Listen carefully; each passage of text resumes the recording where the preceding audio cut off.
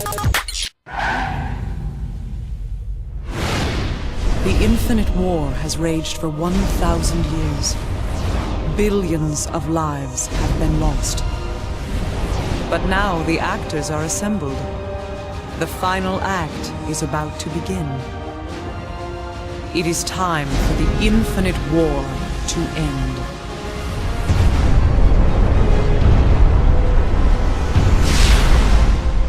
Hey, this is Charles Onyett here to review Supreme Commander.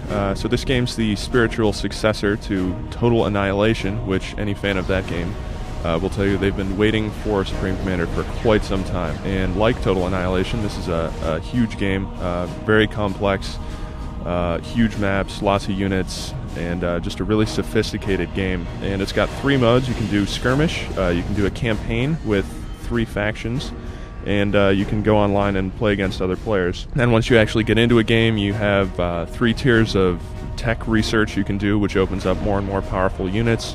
You can eventually build experimental units, which are really powerful, and all the units you can make, either air, land, or sea units, all have their uses.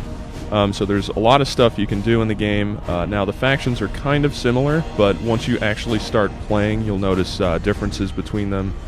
For instance, Aeon have hover units, some UEF units, which is another of the game's factions, are shielded, and Tech 2 point defenses for each faction behave differently, and there's a bunch of other differences that I don't have time to get into all of them.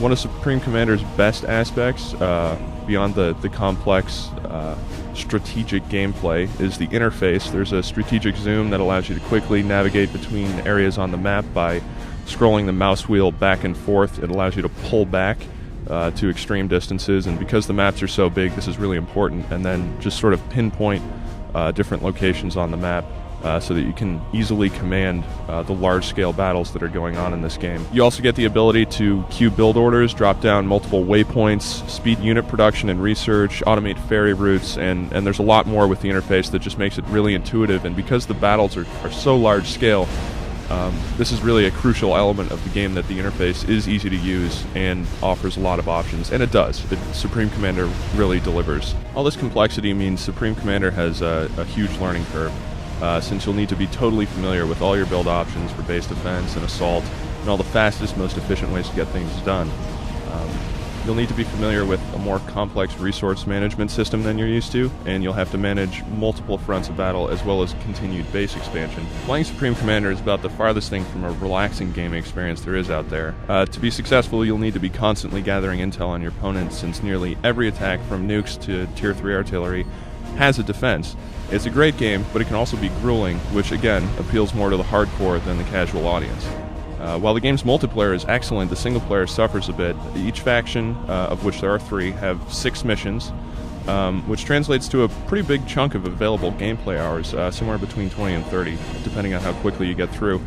Each mission takes a really long time to complete, though, and since you're limited to Tech 1 and Tech 2 units for the majority of the campaigns, they can get boring because the units honestly don't have all that much multifunctionality. They're pretty straightforward in what they can do. So it's really not worth it to trudge through the early bits of the campaigns to get to the good missions at the end, when you could just load up a skirmish map or head online and enjoy a much better experience there. It also doesn't help that the storyline is particularly weak.